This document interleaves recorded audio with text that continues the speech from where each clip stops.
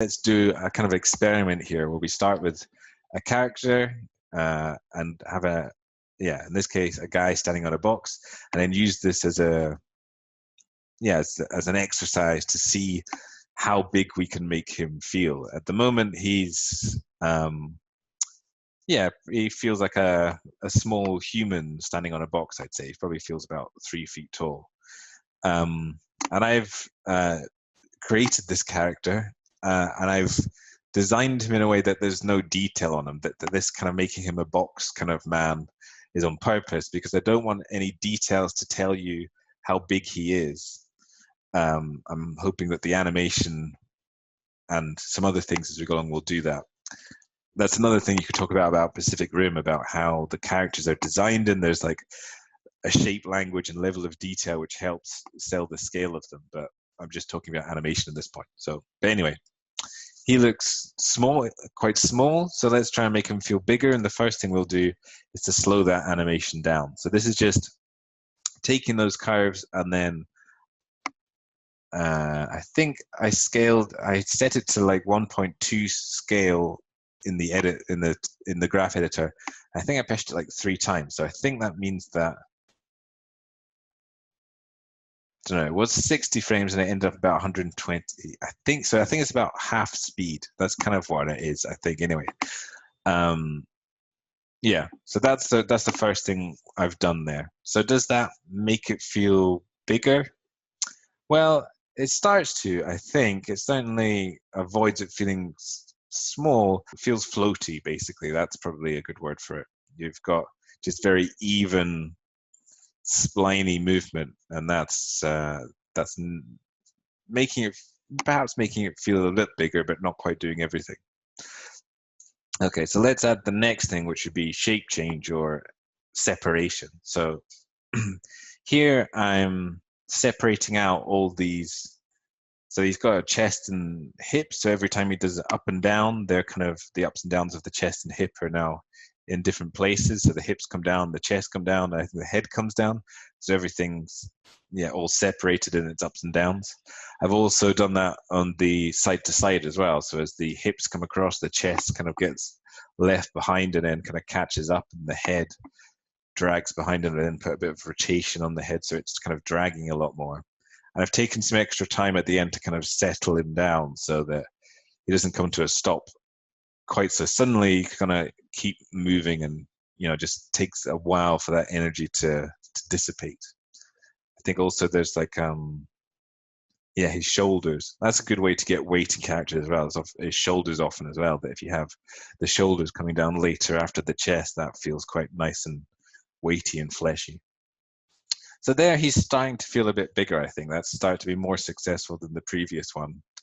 But let's keep going. In this animation, I've then, since the geometry is just very simple cubes basically on his head, hips and chest, I've just taken those bits of geometry and then sort of animated them over the top. So I'm doing rotation on a couple, at least 2 axes, I think. So every step he takes, having the head and the chest and the hips do a little wobble this way, and I think a bit of a wobble that way, just so it goes, it just feels like it's feeding out that. And there's a typical kind of impact tremor where it's going to go really big and then get smaller like that. I'm also doing things like the knees. I'm doing some wobble on the knees. So every time he takes a step, especially on the end here, you can hopefully see, I think it happens there as well, but it's clearer here. There's a wobble on the knee. Looking through anything really, you try and jiggle or bounce, or just try and find things that you can go, oh, maybe I can shake this, shake that, and try and add to the sense that there's a lot of energy within this. That's the idea, I guess, that these things are helping to tell you that there's a lot of energy there, that big characters, when they take a step, when they stop, there's so much weight and therefore momentum behind it, that there's a huge transfer of energy there, and you want to feel that energy being transferred through the body or through the environment. So that's him starting to feel bigger now, I think. And that's all I'm really going to do with his animation, but I'm going to also start altering some other things to see if we can help add to this feeling of scale. So the first thing I'm going to adjust is the camera angle. We've got a camera that's straight on here and slightly looking down, and so that isn't really helping because when you look, yeah, I think typically when you look through a camera and there's not much to tell you what you're looking at, then you assume that you're looking at kind of human eye line. So the fact that we're looking down at him is making him feel quite small. So if we adjust the camera to be more like this, so now I've got the camera really low and looking up. And I've also done a little pan, a little tilt and pan to give the impression that this is such a big thing that I'm having to rotate the camera to try and keep it in frame. And so I'm letting him get a bit cut off as he steps up there, and then he gets a bit cut off at the end as well. Usually you'd always have a little bit of headroom, like I do at the moment in this shot, above your character. But when you're doing really big characters, sometimes pushing their head really close or even cutting the top of the frame will help the idea that they're bigger, that they can't fit within the frame. So that's what I'm trying to do here. So I think that makes a big difference. Just the camera angle, like I say, when you have a CG environment with not a lot of detail in there, that instantly helps tell you that, okay, this feels bigger now that we're looking up at it. Yeah, but let's go a little bit further. So what else can we do with the camera? Well, we can shake it. We can help, like I say, if the character's stopping itself by taking a step, that's a huge amount of energy coming off that. And so shaking the camera helps us get a feeling of that energy in the environment. And it's quite it's conscious at the moment because we're looking at it, but when you're watching a film or something, it's completely subconscious. This camera shake helps give a feeling of energy and scale, but without the audience being too aware of it. So that's camera shake, but what else can we do? Well, yeah, like I suggested, the environment is empty there, so we can add some objects in.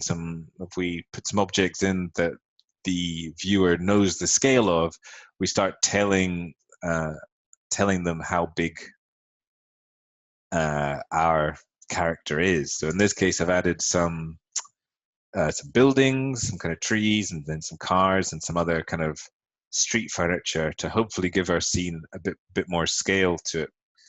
And as well as just having those objects in there, I've also got some of those objects moving, the trains and the cars and some birds as well. And so that helps, again, the speed of the objects moving helps tell us the scale of the scene. If the speed of that car feels right, then that helps the scale of that character, or us judge the scale of that character in comparison to it. I think those birds are a bit big, though. I think I'm going to scale those down. But anyway, so that's, yeah, so now we're starting to get quite a good sense of a big character now, but I think we can do just a little bit more with this. And that is to add atmosphere and effects. So I'm not doing renders here, I'm just doing play blast. So I've added a bit of hardware fog to the scene so that it creates a bit of depth. As things get further away from the camera, they get a bit more blue and a bit more kind of faded. So that is helpful to tell the audience how the scale of something as well. So yeah, and that does happen in the environment, that things that are very far away will lose saturation and often get kind of hazier compared to objects closer together. So you can use that to tell an audience how far something is away from the camera. But often in VFX films, when they're using big characters, they'll use not just the atmosphere in the environment, they'll use other things to help enhance this effect. So Rain is very common. That if you have a scene with a lot of rain, then you're going to get a nice sense of depth through that kind of atmospheric fall off. You can use smoke or fog or things like that as well that will help add scale to your shot. Another thing is the effects. So here I've got some kind of rock explosions coming off the feet here, or kind of, yeah, the idea is that rubble is being broken off and kind of exploding up from under his feet. So again, in this case, since I've got some little rocks falling, we'll get some vertical movement, and then we can again judge the scale of that vertical movement. That's yeah, that's one effect that helps to add scale, but all effects will do that. Like if you have an explosion, we can tell from an explosion how big that is, and that helps to add scale. Same thing with, even like dust or dirt being pulled up as someone walks, or all those things help to help to tell you the scale through the effects animation.